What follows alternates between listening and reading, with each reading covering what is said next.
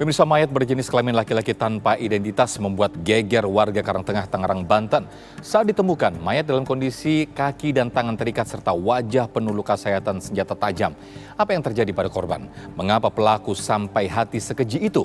Simak selengkapnya dalam ulasan khas Ragam Perkara. Sakit hati, pelajar dihabisi.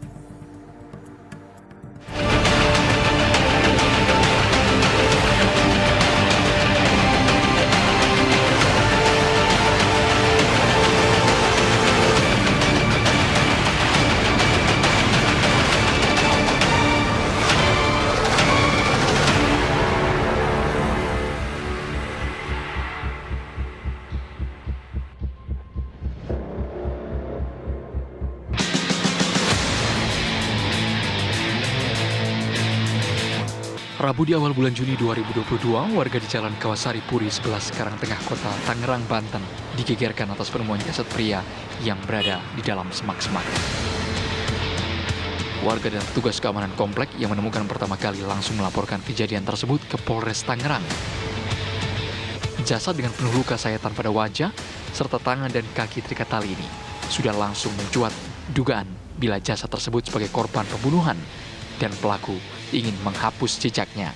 Polsek Ciledug mendapat laporan dari security dari perumahan Puri 11 ya, di daerah Karangtengah, di pinggir jalan sebelum pintu masuk tol Karangtengah ditemukan seorang mayat laki-laki ya, diduga ini korban kekerasan.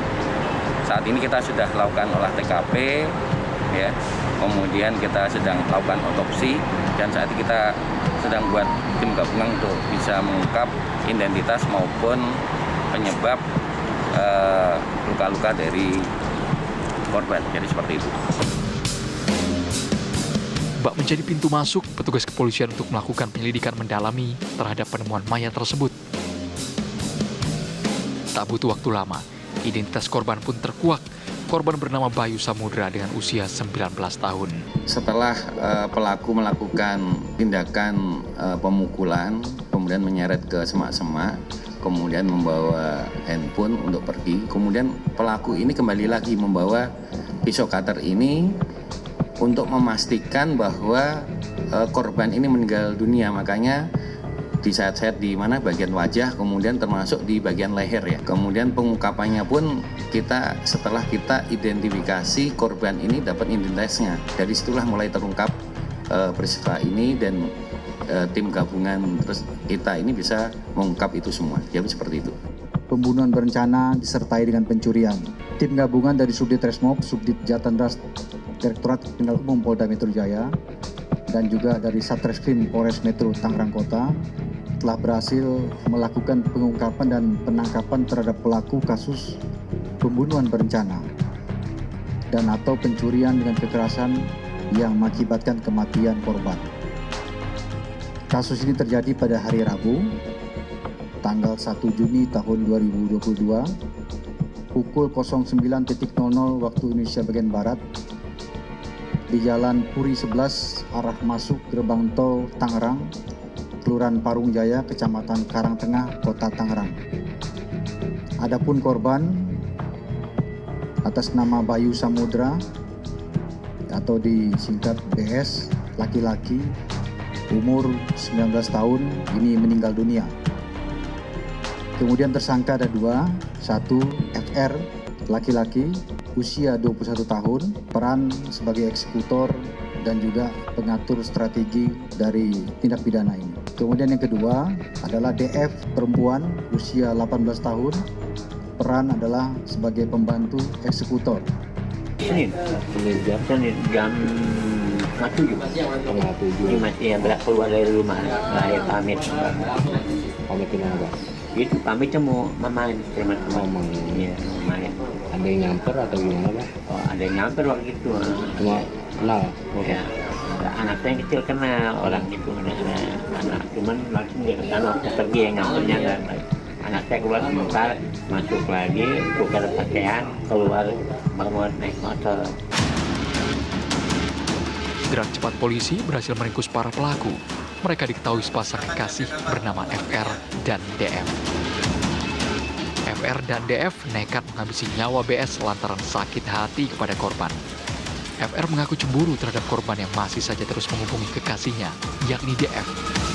Bahkan korban yang merupakan mantan pacar DF sempat mengajak untuk melakukan hubungan badan pada sebelum kejadian pembunuhan. Jika dilihat dari ciri-ciri lain yang ada dalam tubuh korban gitu, seperti luka sayatan dan bentuk dari tindakan kekerasan yang sangat bisa dibilang tindakannya keji ya. Menurut saksi mata itu kan mengenaskan gitu. Nah, bisa disimpulkan itu adalah sebuah tindak kejahatan yang juga bisa motifnya itu dilatar belakangi karena ada rasa dendam. Kemudian ada rasa kebencian, sakit hati. Nah, itu berarti relasi ya antara pelaku dengan korban itu cukup dekat gitu, ada keterkaitan. Motif terjadinya kasus ini adalah tersangka sakit hati dan cemburu terhadap korban. Adapun kronologi singkat terjadinya tindak pidana ini bisa saya gambarkan kepada rekan-rekan sekalian bahwa korban ini merupakan mantan pacar dari tersangka DF yang wanita.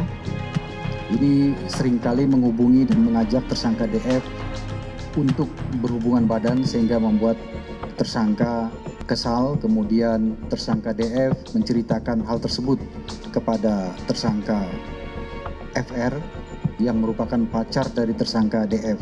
Kemudian tersangka juga melihat pembicaraan di media sosial melalui pesan WA korban kepada tersangka DF, sehingga tersangka FR ini meminta kepada tersangka DF untuk berbicara dengan korban melalui telepon dan memancing korban agar dilakukan pertemuan.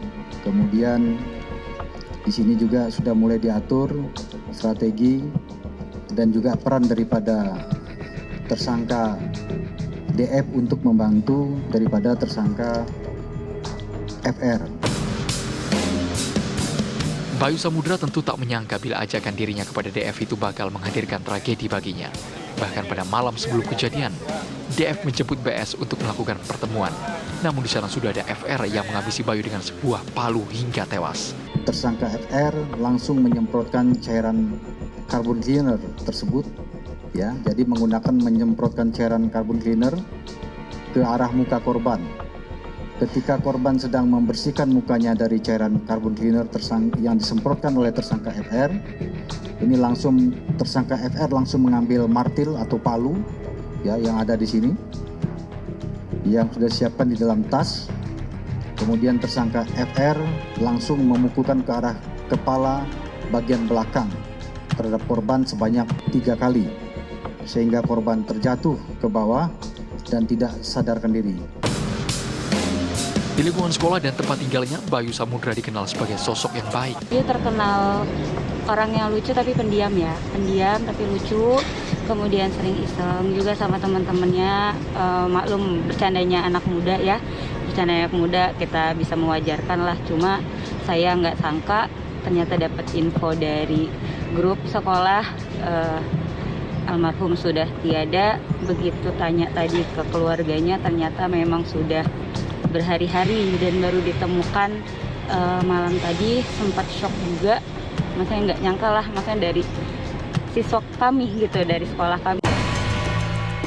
Bayu diketahui masih duduk di kelas 2 SMK. Atas kejadian pembunuhan tersebut, pihak keluarga Bayu Samudra berharap agar para pelaku kejahatan yang membunuh anaknya dapat dihukum seberat-beratnya. Berkaca dari peristiwa yang menimpa Bayu Samudra, kini sudah saatnya bila ada masalah bisa dibicarakan terlebih dahulu. Jangan sampai main hakim sendiri, apalagi sampai menghilangkan nyawa seseorang. Penting bagi masyarakat untuk lebih melek hukum, pendidikan agama, etika, dan moral.